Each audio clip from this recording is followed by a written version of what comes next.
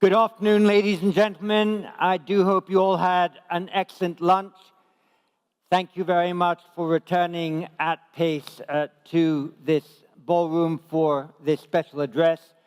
As all of you know, on October 2019, Bapak Prabowo Subianto became the Defense Minister of Indonesia, and almost to the day, 5 years later, on the 20th of October 2024, he will be the President of Indonesia.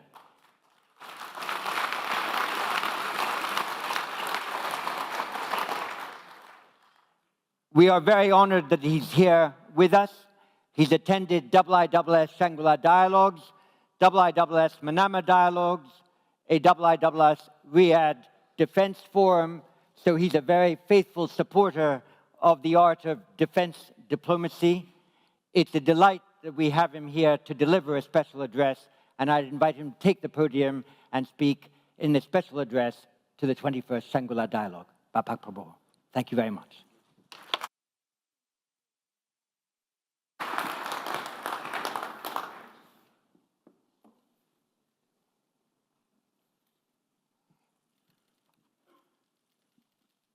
Bismillahirrahmanirrahim. Assalamualaikum warahmatullahi wabarakatuh. Excellencies, fellow participants at the Shangri-La Dialogue 2024, ladies and gentlemen, distinguished participants, good friends,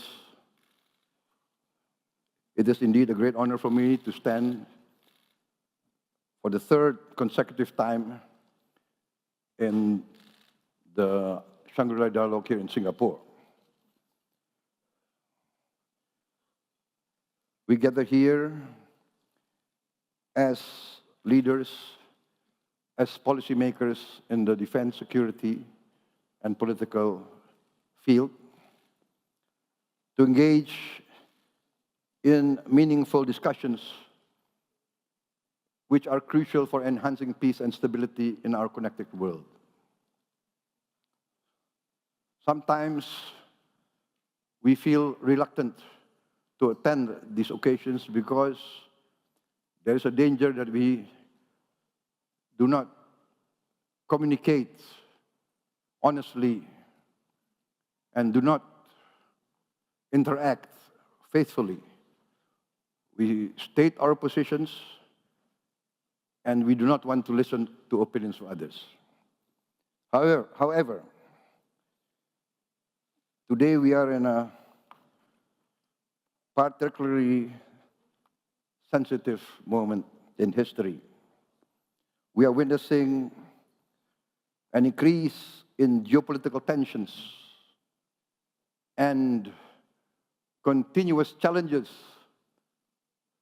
of multilateralism due to the gravity and intensity of open conflict, blatant violations of international law, and the continued widening trust deficits between states.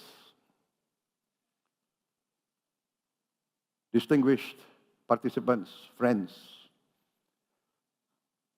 now there is a lot of talk about the rule of law, rules-based order, etc., etc. But the geopolitical tension, the conflicts, the incidents that are happening as we sit here gives rise to disillusionment amongst many countries, especially the global south. Indonesia is of the opinion that in this world of ours that's getting smaller and smaller, collaboration, cooperation, compromise, respect for the national interests, the core concerns of others are very important in pursuing peace, security, stability, and prosperity. We are convinced that only dialogue and cooperation can be the effective tools for achieving these goals in our planet, which in reality has become smaller and smaller. Collaboration is the only way to achieve prosperity and harmony. Indonesia is firmly committed to deepening inclusive dialogue, concrete collaboration, as well as upholding international laws, especially respect for the national sovereignty of all states and the territorial integrity as enshrined in the United Nations Charter. Excellencies, the persistent conflicts around the world, most notably in Ukraine and Palestine, highlight the imperative for our continuous commitment to diplomatic dialogue and underscore the importance of international solidarity in our search for peaceful solutions. It is evident that without sustained and genuine global cooperation, achieving lasting peace in these regions will continue to be a formidable challenge. I wish to address the recent tragic events in Rafah, in Gaza, which have resulted in numerous innocent casualties, including children, women, unarmed civilians. These heartbreaking incidents compel us to urgently call for comprehensive investigation into this humanitarian disaster. Understanding the full extent of this tragedy is crucial to preventing such incidents from happening again. We are very aware that the Palestine problem is a long and historical problem.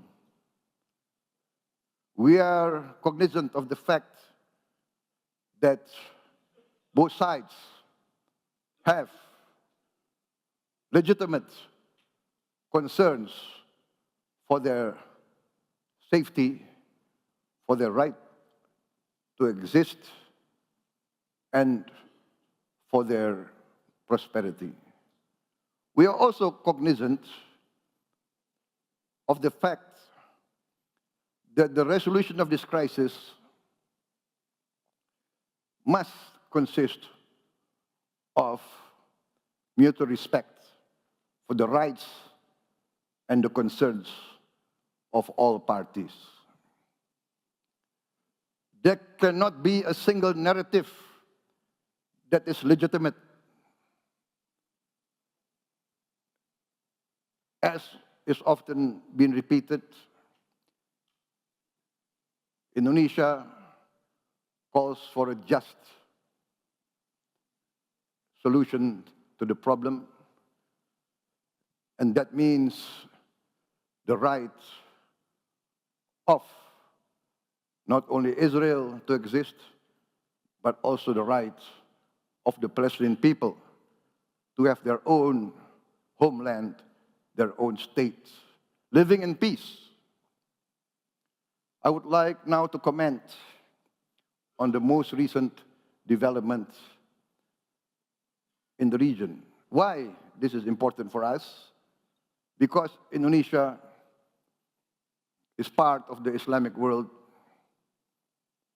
Although physically we are not of the region, but what happens in the Middle East, what happens in Gaza affect the concern of the Indonesian people. Regarding the most recent development that we have just noted, that we have just heard, that is the most recent announcement by President Biden of the United States of America on comprehensive proposals for a ceasefire in Gaza. Although we have to further study the details of this proposal put forward and announced by President Biden, we do view this proposal as an important right step in the direction that we have to go. We view this as an important step forward. We are very pleased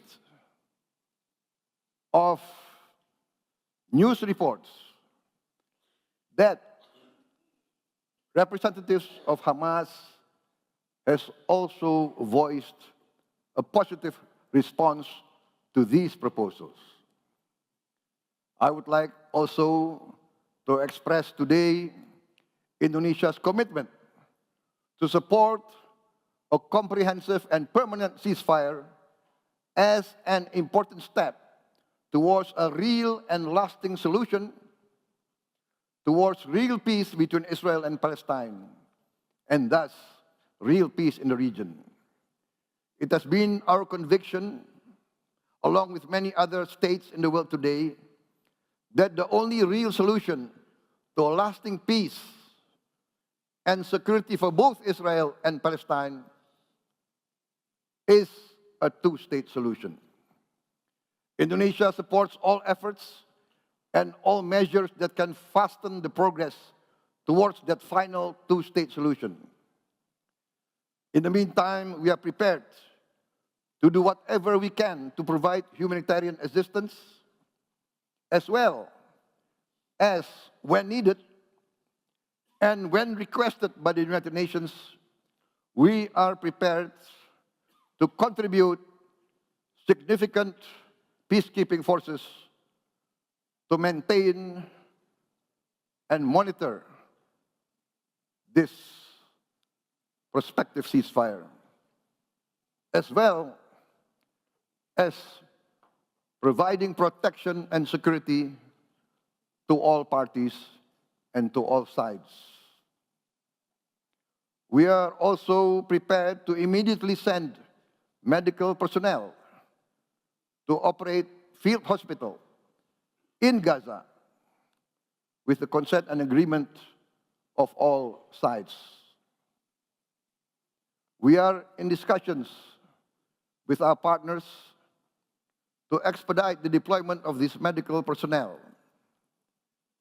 Indonesia also is very willing to evacuate and treat wounded Palestinian civilians and those needing hospital care in Indonesian hospitals. President Joko Widodo has instructed me to announce that we are ready to evacuate, to receive, and to treat with medical care up to 1,000 patients in the immediate future. This positive move towards a comprehensive peace, towards a permanent ceasefire, in the active and effective pursuit of a lasting solution to the present problem, must be supported by the whole international community. Let us work together towards that goal. In the interest of all sides, we must do our best to achieve a real and lasting solution. 1 year ago, in the last Shangri-La dialogue that I attended, I also proposed an immediate ceasefire, a cessation of hostilities in place in the Ukrainian situation. Since that time, many thousands more lives have been lost on both sides, including many, many innocent civilians. After 1 year, I'm still convinced that my proposal remains logical, relevant, and necessary. Necessary as an intermediate solution to this difficult, dangerous, one might even say potentially disastrous situation in the Ukraine. Yes, Indonesia is far from the region, but we view with deep sadness the humanitarian suffering, the geopolitical and economic ramifications that has impacted the whole world, and yes, has impacted our own region. And of course, let us, as citizens of this world, citizens of this smaller planet, never lose sight of the dangers of escalation, the dangers of miscalculation, the danger of not understanding your adversary, of underestimating his legitimate interests. We must always be aware of the danger of escalation and the nightmare of nuclear war. Once again, I would like to reiterate my call for both sides to rise to the challenge of seeking a peaceful compromise in Ukraine for the sake of the people of Ukraine, the people of Russia, the people of Europe, and the people of the whole world.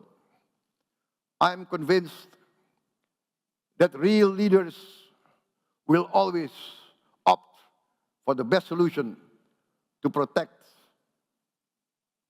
their peoples. Ladies and gentlemen, in regard to our own region, the Indo-Pacific, especially Southeast Asia, we will always work towards collaboration, compromise, and cooperation. We call for restraint, patience, and caution to prevail amongst all the stakeholders in our region. Once again, we call upon the leaders of the great Chinese civilization, as well as the leaders of the United States and its Western allies, representing also the great Western civilization, to rise to the great responsibilities in their leadership role as global powers. We, the nations of this world,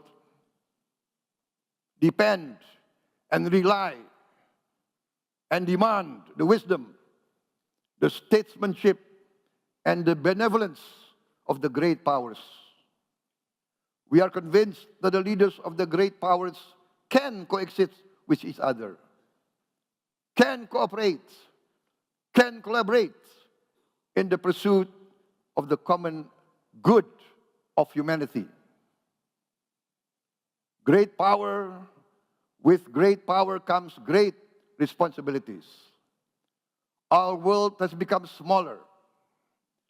Science and technology has given us the opportunity to better the livelihood of our peoples.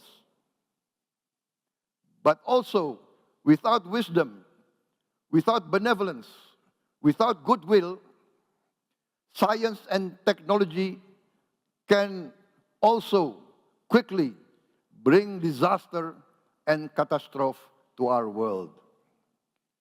Nationalism must be balanced by humanity. Patriotism must be tempered by wisdom and respect for all fellow citizens of the world. Let us work towards that common good. Thank you very much.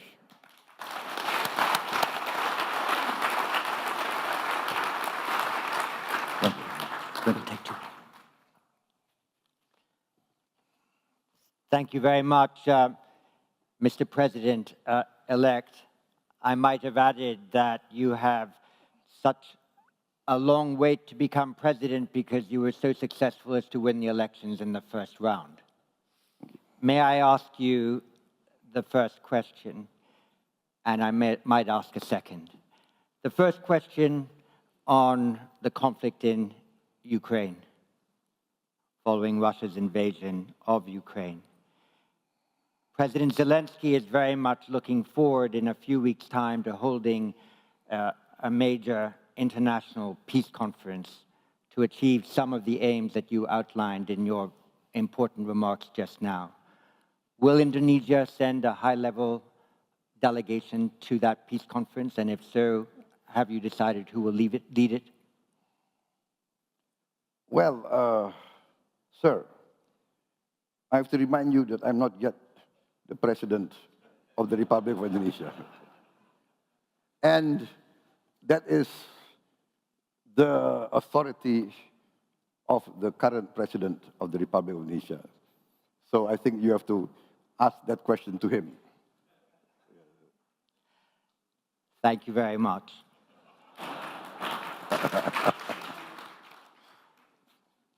I'll turn to the audience for a couple of questions now, but I wanted to make certain that we had noted the remarkably important statement you made that the Republic of Indonesia is prepared, should the circumstances permit, to send peacekeeping troops to Gaza to sustain a ceasefire, and the important offer you made immediately to provide professional medical care to those who have suffered there. So thank you very much for that. I'll take a couple of questions before we close.